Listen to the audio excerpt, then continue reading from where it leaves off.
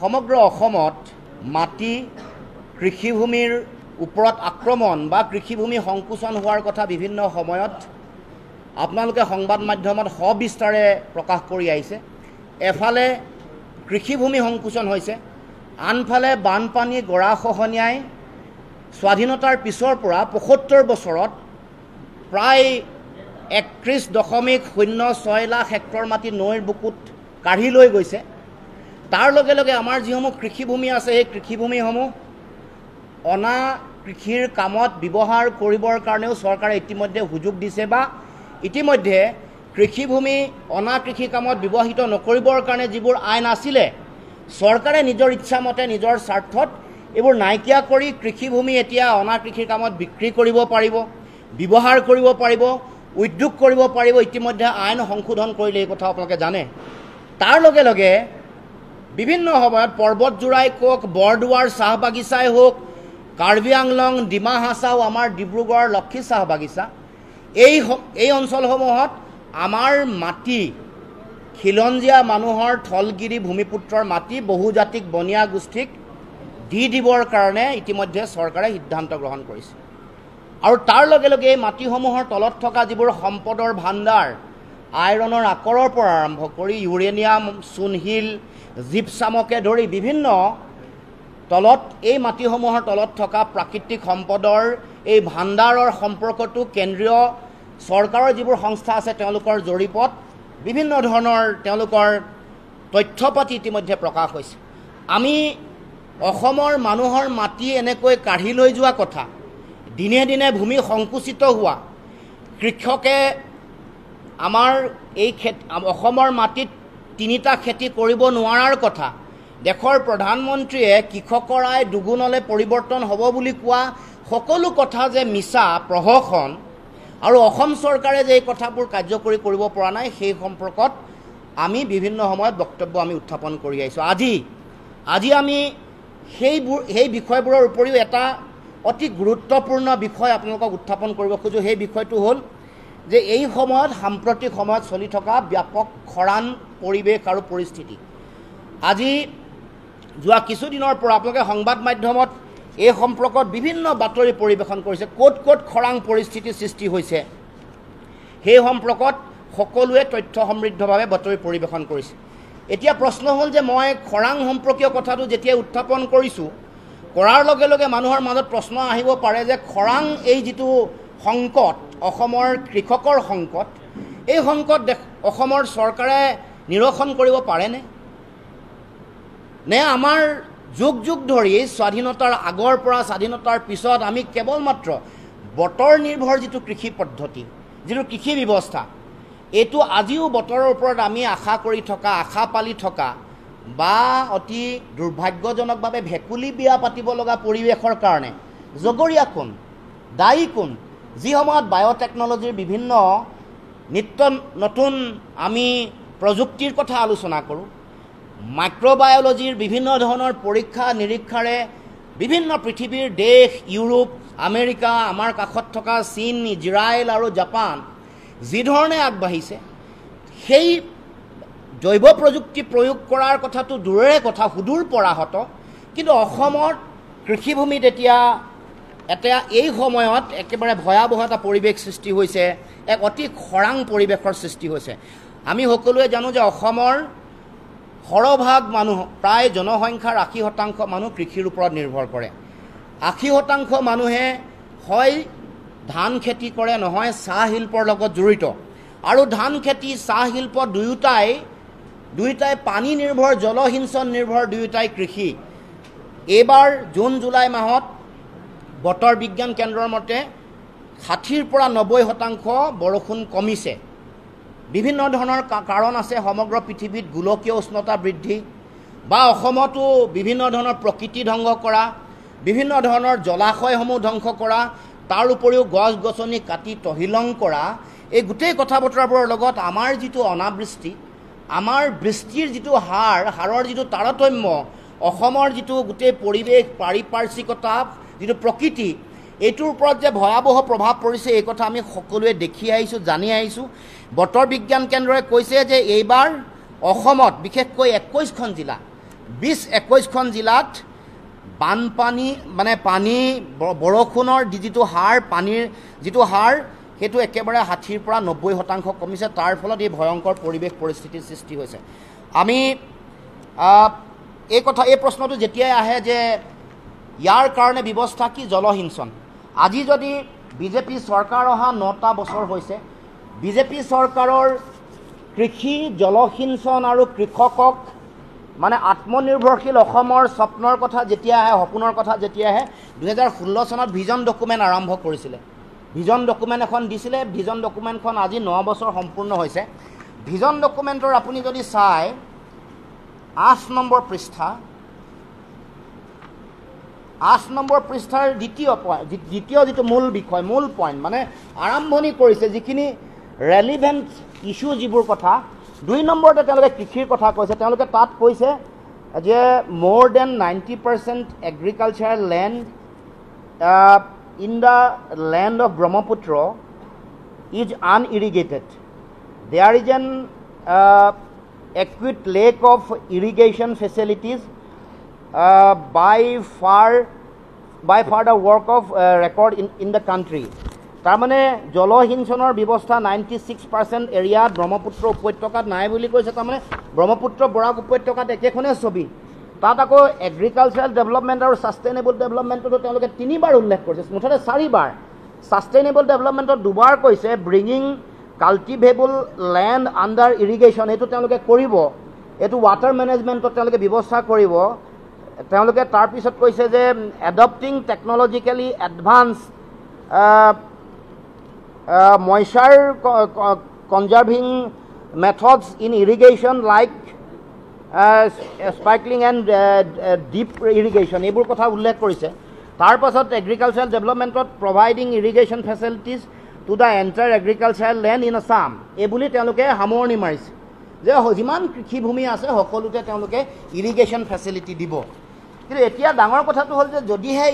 যদিহে জলসিঞ্চনৰ ব্যৱস্থা নহয় তেতিয়াহ'লে আমি 2টা খেতিও কৰিব নোৱাৰোঁ 3টা খেতিও কৰিব নোৱাৰোঁ আমাৰ মুঠতে কৃষিভূমি আছে আমাৰ কৃষিভূমি আছে প্ৰায় 38.88 লাখ হেক্টৰ তাৰে ধান খেতি কৰোঁ আমি 23.53 লাখ হেক্টৰত আৰু বিভিন্ন শস্য ৰবি শস্য খাৰিফ শস্য আন বিভিন্ন শস্য আমি 27.24 লাখ হেক্টৰ মাটিত আমি এই খেতি কৰোঁ কিন্তু যেতিয়াই এই জলসিঞ্চনৰ প্ৰশ্নটো আহিল 9 ফেব্ৰুৱাৰী 2024 চনত আমাৰ যিগৰাকী জলসিঞ্চন মন্ত্ৰী আছে অশোক সিংহাল ডাঙৰীয়া এইখনত তেওঁৰ এখন বৰ ধুনীয়াকৈ হাঁহি থকা ষ্টেট ইৰিগেশ্যন প্লেন এখন আছে 2022 পৰা 27 লৈকে এইখন আপোনালোকক দেখাই দিছোঁ ইয়াত তেওঁ বৰ ধুনীয়াকৈ হাঁহি আছে তেওঁৰ চহীও আছে ইয়াত কেনেকুৱা প্লেন আৰু কিমান টকা পইচাৰ কথা আছে এই কথা বতৰাবোৰ তেওঁ উল্লেখো কৰিছে কিমান গোটেইতে 22 পৰা 27 লৈকে কিমান ধন তেওঁলোকে আবণ্টন কৰিব সেই সম্পৰ্কত অসমৰ মুখ্যমন্ত্ৰীয়ে কৈছে যে 2022 পৰা 27 ভিতৰত আমি 100% কৃষিভূমিত জলসিঞ্চন ব্যৱস্থা কৰিবৰ কাৰণে 36,406 কোটি টকা তেওঁলোকে নিৰ্ধাৰণ কৰিছে আৰু তেওঁলোকে মুঠতে আঁচনি তেওঁলোকে ঠিক কৰিছে 3,993টা প্ৰকল্প বিভিন্ন জলসিঞ্চনৰ প্ৰকল্প কিন্তু 9 ফেব্ৰুৱাৰী 2024ত জলসিঞ্চন মন্ত্ৰীয়ে যেতিয়া বিভিন্ন প্ৰশ্নৰ উত্তৰ দিলে প্ৰশ্ন উত্তৰ শিতানত তেওঁ কৈছে যে 1,585খন আঁচনি এতিয়া অকামিলা হৈ আছে বিকল হৈ আছে কোনো কাম নাই আৰু আচৰিত কথা 2024 বৰ্ষৰ কাৰণে তেওঁলোকে 2024-25 বিত্তীয় বৰ্ষৰ কাৰণে তেওঁলোকে কিমান পইচা ধৰিছে গম পায়নে আচৰিত কথা দুটা তেওঁলোকে এবাৰ 1,162.76 লাখ টকা আৰু তাৰ পিছত 123.25 লাখ টকা মুঠতে 1,286.01 কোটি টকা তেওঁলোকে নিৰ্ধাৰণ কৰিছে তাৰমানে 1,200 কোটি টকা তেওঁলোকে নিৰ্ধাৰণ কৰিছে 1,200 কোটি টকা তেওঁলোকে মুঠতে নিৰ্ধাৰণ কৰিছে যে এইটো কৰাৰ পাছতো আজি এই তৰাং পৰিস্থিতি কিয় আজি মই পুৱাৰ ভাগতে মই ফেচবুকত বহুত পোষ্ট দিছিলোঁ কৈছিলোঁ যে এনেকুৱা খৰাং পৰিস্থিতি সমগ্ৰ অসমত চলি আছে সংবাদ মাধ্যমেও বিভিন্ন ঠাইৰ নাম তেওঁলোকে উল্লেখ কৰিছে যিবোৰত ব্যাপক খৰাং হৈছে গোগামুখ নলবাৰী টিহু তামোলপুৰ কুমাৰীকাটা বৰক্ষেত্ৰী বিভিন্ন ধৰণৰ জনিয়া ইয়াত বিভিন্ন ৰাইজেও তেওঁলোকে বিভিন্ন ঠাইৰ কথা তেওঁলোকে উল্লেখ কৰিছে মাৰ্ঘেৰিটা টেকেৰী গাঁও পুৰণি পুখুৰী মহং নলবাৰী ঢকুৱাখানা ধেনুখনা দুলীয়া গাঁও শিৱসাগৰ জকাইচুক মৌজাৰ ডিব্ৰুগড় চাওদাং গাঁও মৰিগাঁও নদলৈ গাঁও ধেমাজি গোগামুখ চিলাপথাৰ জোনাই লখিমপুৰ নাৰায়ণপুৰ দূৰপাৰ বৰচাপৰি সকলোৱে নাম কৈছে পশ্চিম ধেমাজি 2 নং গোহাঁইগাঁও কলাকটা নামৰূপ বজালি সকলো অঞ্চলত নাম গুৰেশ্বৰ বিহিৰাপাৰ গাঁও বাক্সা ৰঙিয়া বৰডুমচা কঠালবাৰী ধৰমপুৰ চিৰাং চিডলি টিংখং চেঁচা ৰূপহী গাঁও লোণপুৰীয়া নাহৰকটীয়া সকলোতে এই সকলো অঞ্চলত বিভিন্ন মানুহে বিভিন্ন বাক্সা তেওঁলোকে তথ্য দিছে আপোনালোকেও বাতৰি সম্প্ৰচাৰ কৰিছে এইটো মই দিয়া কিছুমান মানুহে কোৱা তথ্য তেওঁলোকে ইয়াত কৈছে এই যিবোৰ ঠাইৰ নাম ক'লোঁ ইয়াৰ উপৰিও বহুত মানুহে কৈছে মই তেওঁলোকৰ লগত তেওঁলোকৰ যিবোৰ মেছেজ মই চাইছোঁ তাত কৈছে যে আমাৰ জন্মলগ্নৰে পৰা জলসিঞ্চনৰ নামত যদি কেতিয়া হৈছে ডিপ টিউবৱেল হৈছে পাইপ লগাইছে কিন্তু পানী ওলোৱা নাই এইবোৰ কথা মই নামবোৰ চালে এতিয়াও দেখা পাম মানে ভালুকৰ হাঙি যে বুলি কয়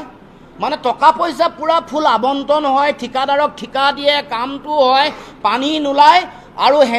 সেই ধৰণে চলি আছে মই মোৰ নিজৰ গাঁৱত যোৱাকালি আমাৰ ঘৰত 9 ভূঁই আছিলে মোৰ গাঁৱত কেতিয়াও জলসিঞ্চন আঁচনি দেখা নাই আজিলৈকে গোটেই বৃহত্তৰ বৰলাইপুলি যিমান গোটেই বৃহত্তৰ অঞ্চল মৰাণকাৰী কওক চাংমাই কওক দহতীয়া কওক খৰিকটীয়া কওক হাবিচুক কওক ক'তো জলসিঞ্চনৰ আঁচনি আমি চৰকাৰৰ দেখা নাই মই খোৱাঙত ঘূৰি ফুৰিছোঁ প্ৰান্তে প্ৰান্তে খোৱাঙৰ মানুহে এতিয়া ধান ৰুব নোৱাৰা পৰিৱেশ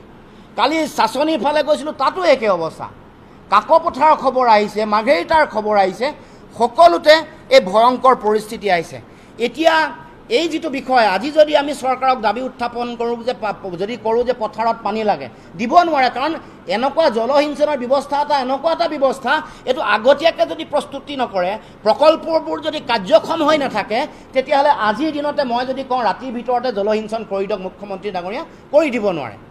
আৰু যদি কিবা কাৰণত এই যে খৰাং পৰিস্থিতি যদি 15 দিন থাকে প্ৰথম কি ক্ষতি হ'ব কওকচোন প্ৰথম আগতীয়া যিবোৰ ধান আমাৰ যিবোৰ ধান আছে আমাৰ ৰঞ্জিতে কওক আইজুঙে কওক এই ধানসমূহ এতিয়া কঠীয়া 25 দিনৰ পৰা 30 দিনৰ ভিতৰত ৰুব লাগে এই আহাৰ মাহৰ শেষ হ'বলৈ হ'ল শাওনৰ প্ৰথম সপ্তাহৰ ভিতৰত যদি ৰুব নোৱাৰে না ধান ওলাব না উৎপাদন হ'ব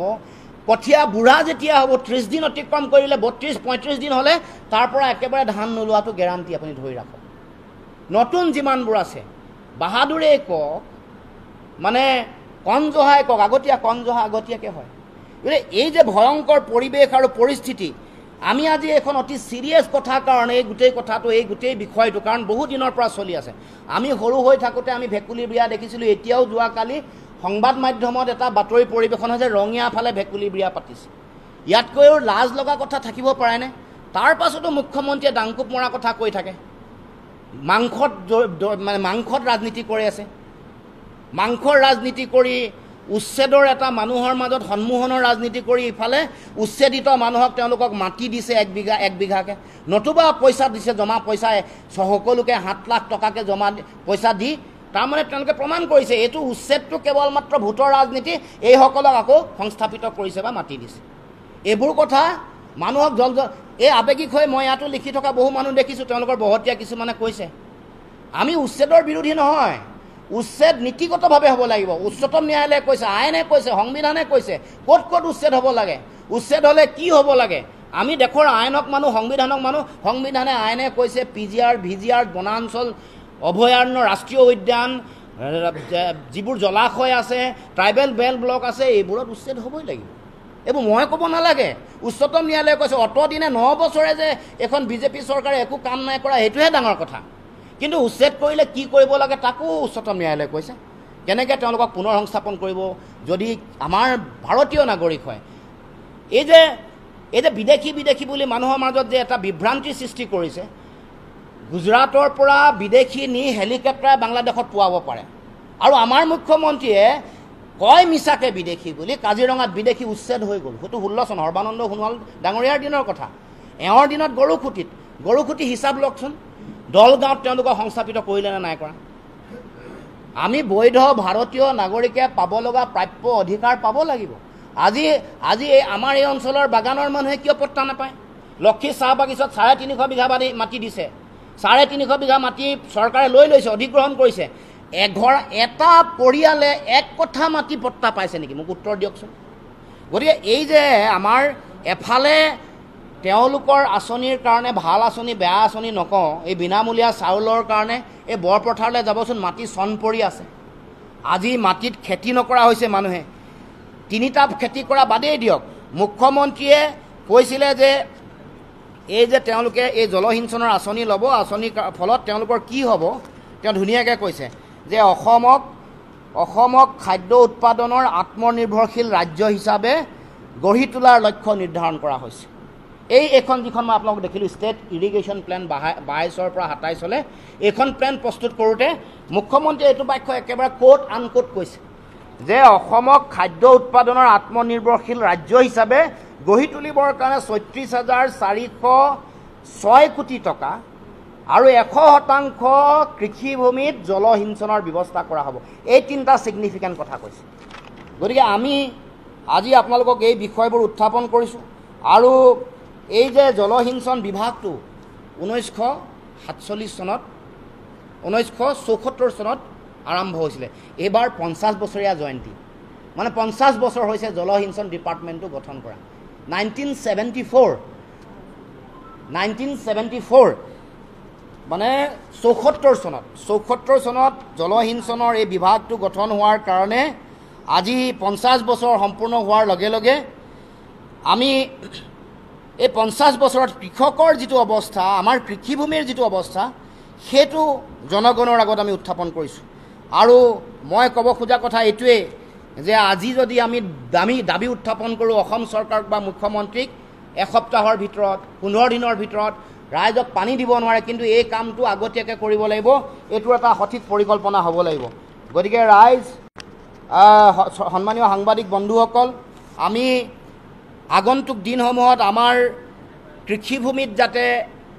2বাৰ বা 3বাৰ খেতি কৰিব পাৰোঁ। কাৰণ আমাৰ অসমৰ কৃষিৰ লগত আমাৰ আজি স্বাভিমান চাহ শিল্প, যি দেশৰ মুঠ উৎপাদনৰ 50%তকৈ বেছি অসমে উৎপাদন কৰে। অসমত এতিয়া নতুন যিবোৰ নন কনভেনশ্যনেল টি, মানে স্পেচিয়েলিটি টি বুলি যিবোৰ কয়, সেইবোৰ উৎপাদনৰ কাম আৰম্ভ হৈছে। সেই অসমখনত আজি চাহ শিল্প যদি এই জলসিঞ্চনৰ সংকটত পৰে, আজি যদি অসমৰ কৃষিভূমি যদি জলসিঞ্চনৰ সংকটত পৰে বা মানুহে পানীৰ কাৰণে খেতি কৰিব নোৱাৰে, তেতিয়াহ'লে 2টা খেতি বা 3টা খেতি কৰাটো সম্ভৱ নহয়। কৃষকৰ আয় বৃদ্ধি কৰাটো সম্ভৱ নহয়। আৰু আমাৰ খেতিৰ লগত আমাৰ সংস্কৃতি জড়িত হৈ আছে। আমাৰ বিহু, আমাৰ স্বাভিমান, ইয়াৰ লগত খেতি জড়িত হৈ আছে। এই খেতি ৰঙালী বিহুৱেই হওক বা মাঘ বিহুৱেই হওক বা কাতি বিহুৱেই হওক, 3টা বিহুৰ লগত আমাৰ সমাজ, আমাৰ সংস্কৃতি, আমাৰ পৰম্পৰা, আমাৰ ঐতিহ্য সকলোৰে লগত কৃষি জড়িত হৈ আছে। আমাৰ আনকি জৈৱ বৈচিত্ৰতাৰ সংৰক্ষণৰ কথা বতৰাবোৰৰ লগতো, যিটো আমি ছাষ্টেইনেবল ডেভেলপমেণ্ট বুলি কওঁ, তাতো আমাৰ ইয়াত জৈৱিক কৃষিৰ শক্তি, ইয়াৰ পৰম্পৰা, ঐতিহ্য জড়িত হৈ আছে। গতিকে আমি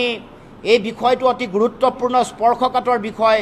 মই দেখিছোঁ যে বহু অঞ্চলত সমূহত এইকেইদিন ন-ভূঁই ৰুই আছে। মই মোৰ নিজৰ ঘৰতো যোৱাকালি ন-ভূঁই কালি হ'ল। গতিকে এনেকুৱা এটা সময়ত অসমৰ জনগণৰ এইটো যিটো সংকটৰ কথা, অসমৰ কৃষকৰ দুখৰ কথা, অসমৰ কৃষকৰ মৰ্মবেদনা অসম চৰকাৰে যাতে সঁচাৰ্থত উপলব্ধি কৰে। এনেই যিটো মানে তেওঁ যিগৰাকী মন্ত্ৰী, বিভাগীয় মন্ত্ৰীয়ে যেতিয়া উত্তৰ দিছে, তেওঁ উত্তৰ দিওঁতে 14% কৃষিভূমিত জলসিঞ্চন হোৱা বুলি কৈছে। কিন্তু তাৰপিছত আৰু কৈছে, দুখন প্ৰতিবেদন আছে। এখন প্ৰতিবেদন বিধানসভাৰ প্ৰতিবেদনে 14% কৃষিভূমিত তেওঁলোকে মানে জলসিঞ্চনৰ ব্যৱস্থা কৰা বুলি কৈছে। আৰু এই কথাও কৈছে, এখন তেওঁলোকৰ প্ৰতিবেদনত কৈছে জলসিঞ্চনৰ কাৰণে তেওঁলোকে 11.0 লাখ হেক্টৰ কৃষিভূমিত জলসিঞ্চন দিবৰ কাৰণে লক্ষ্য স্থিৰ কৰি লৈছিল, কিন্তু তেওঁলোকে নোৱাৰিলে। পাৰিলে কেৱল মাত্ৰ 5.50 লাখ হেক্টৰতহে এতিয়া জলসিঞ্চন দিয়া বুলি চৰকাৰী প্ৰতিবেদনে কৈছে। গতিকে এইটো হ'ল